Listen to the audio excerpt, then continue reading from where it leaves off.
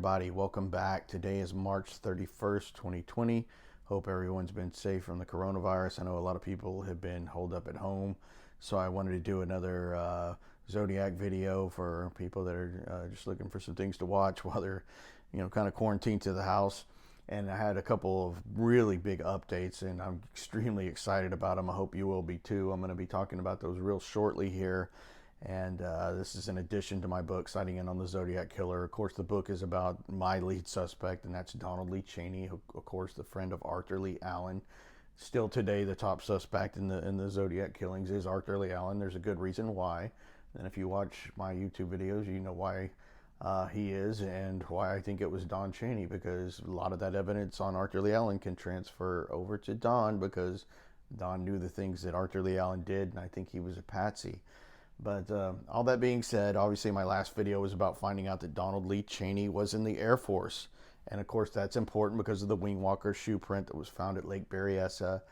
That came from a wing walker shoe. That's an Air Force shoe, obviously. And it's not used in the other branches of the military, specifically Air Force for, slippery, oily flight decks, runways, things like that, hangars. People in and around planes, mechanics and pilots would wear it, and there'd be electrical charges and stuff like that. So you needed a thick rubber sole that shoe had. Some of them had steel toes, some of them didn't, but steel toe would come in handy if you dropped anything on your foot or something like that. So that was really a really important finding, because he's the only Zodiac suspect, and trust me, I know them all, the good, the bad, the ugly. He's the only one that's proven to have been in the United States Air Force. And following up on that, I found a picture of Don Cheney in his cadet uniform from the Bakersfield, California. Of course, Don Cheney was born in Bakersfield, California. He went to high school and junior college there before joining the Air Force. So this one came in the Thursday, August 8, 1957 edition of the Bakersfield Californian, and I'll read the caption below it. It says, "Aviation Cadet, now a student at the U.S. Air Force Navigation School at Harlingen, Texas, is Aviation Cadet Donald L. Cheney, son of Mr. and Miss Ned Cheney of 1308 M Street. A native of Bakersfield, Donald is a 1955 graduate of Bakersfield College. He will graduate from the Harlingen School next spring and receive a second lieutenant's commission in the Air Force." So that's pretty good stuff. I mean, look at that picture. You can tell if you watch the video on YouTube, his name was Arthur Lee Allen. You can tell Don still looks the same. I mean, he's obviously older in that other video, but you can see that that's him. And that was a really amazing picture. Another thing I found was the actual wedding announcement for Don that was also in the same paper, the Bakersfield Californian. And this is obviously Don's wife, or this has already taken place now that he's been married. And I blotted out her face a little bit in her name just for privacy concerns. But you see Donald Cheney claims Pomona girl as bride. And there was a few interesting things in here, and one of them was that Ron Allen, which was Arthur Lee Allen's younger brother, who of course Don met Ron at Cal Poly in Pomona, and that's how they became friends. But Ron was actually Don's best man at his wedding. And if you might be familiar with Sandy Panzarella, who's also in the His Name Was Arthur Lee Allen video, which is also Don's friend. He was an usher at the wedding. I'm sure Arthur Lee Allen was probably in attendance as well, because that's I think they met in '62 when Don got married, so they were probably already friends. So I assume he was probably there as well. But pretty interesting. So seeing here again about Don going to Bakersfield Junior College, I wanted to, which it wasn't called junior college back then, but it was a 2-year college where you could get an associate's degree, or arts degree as they also called them. I did a little digging around and learning about, seeing if I could find, when Don was there. So obviously I know that Don Cheney was born on April 25th, 1934. So in 1952, he'd be 18 years old when he graduated Bakersfield High School. So he probably would have entered Bakersfield College in the fall of 1952, and he's still at 18 years old. So I was looking through the Bakersfield College newspaper. It's called the Renegade Rip. And I saw a little caption that showed the people that work on the school newspaper. And lo and behold, one of the school newspaper reporter's name was none other than Paul Avery. And I thought to myself, surely this can't be the same Paul Avery that reported on the Zodiac case and became famous from it. And of course, the Zodiac sent the Halloween card to Paul Avery, and the Peek Through the Pines card he sent to Paul Avery, and he's portrayed in the movie The Zodiac, played by Robert Downey Jr. And I thought, how could that be? So I went to the Wikipedia page for the San Francisco Chronicle, Paul Avery, to find out if he ever went to Bakersfield College, and no dice. I read this about him. It says Paul Avery, born April 2nd, 1934. So keep that in mind. He's only 3.5 weeks or so older than Don Cheney. They were born the same month, same year. He died in December 10th of 2000. Says was an American journalist, best known for his reporting on the serial killer known as the Zodiac, and later for his work on the Patricia Hearst kidnapping. So early life, down here. Avery was born in Honolulu, Hawaii, the son of Howard Malcolm Avery, that name will be important later, a U.S. Navy officer and pilot, and Frances Avery, that's obviously Paul's mother. He was raised and educated in Honolulu, Oakland, California, and Washington, D.C. So you see there, no mention of Bakersfield, California. It said Avery started his career in journalism in 1955, working at a variety of newspapers in Mississippi, Texas, and Alaska before returning to Hawaii and hiring on at the Honolulu Advertiser, where he was appointed the paper's Big Island bureau chief. He was 23 years old at the time. So I was a little deterred after reading that. I thought, that can't be the same guy, and I thought the name really isn't that common. You think it would be, but it's not. But I went to the school yearbook for Bakersfield College, the 1953 edition. It's called the Raconteur. And I saw this picture of the student council, and lo and behold, there was a picture of Paul Avery. It says right there, he's the man right here on the right. And I thought, man, that looks just like him. So I found one of the early pictures of the San Francisco Chronicle, Paul Avery, I think when he first started there, and voila, it is the same Paul Avery. What were the odds that he's going to the same small junior college as Donald Lee Cheney at the same time? I mean, we're talking the student body at the time, and I've counted, counting the sophomore class, because they're pictured in the yearbook, and not the freshmen, only the sophomores. And remember, there's only freshmen and sophomores there because it's a 2-year school, and there was 100 sophomores, so the freshman class was about the same size. So roughly 200 count student body. So in the freshman class that Don and Paul Avery would have been in was about 100 people, roughly half women, half men. So the odds that these two guys knew each other on some level are extremely high. Paul was obviously a lot better known. He was on the school newspaper. He was on the student council. He was the director of assemblies for a while, and a little bit more known.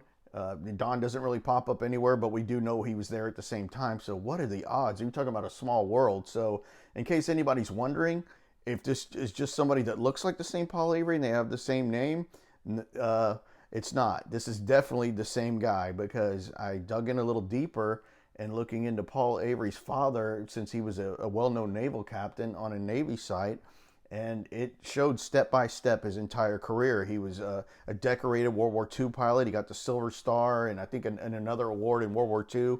And he was career Navy, so it had all his steps where he moved. So Paul would move with his family to all these little places. That's why he was in Honolulu. Well, in 1951, Avery's father was sent to the Naval Ordnance Station in Inyokern, California. And Inyokern is an hour and 20-minute drive due east of Bakersfield. So it's also in Kern County. I think it's really close to where 3 counties come together. And they also called this place now the Naval Weapons Station. I think it's more referred to as China Lake, which is just 5 or 10 miles from Inyokern. So Paul actually graduated from Burroughs High School, which was a rival to Don Cheney's Bakersfield High School. But I found another article where Paul Avery, the young Paul Avery, was a groomsman in a wedding at the Naval Chapel there in China Lake outside of Inyokern, and it mentions how he graduated from Burroughs High School and then was attending as a freshman at Bakersfield College. So that is the same Paul Avery.